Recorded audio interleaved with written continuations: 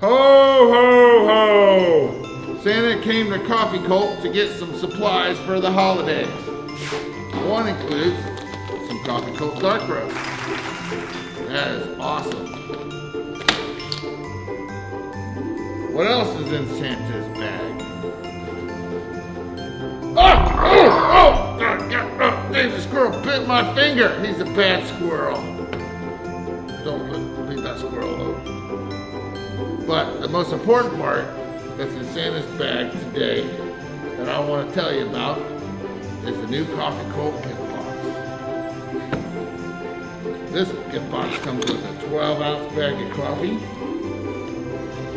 lots of stickers, 12-ounce bag of coffee, and a coffee mug. And if you got a bad squirrel at your house, you can store him in there until he's good. That can be time out for the squirrel. Coffee. Santa loves coffee.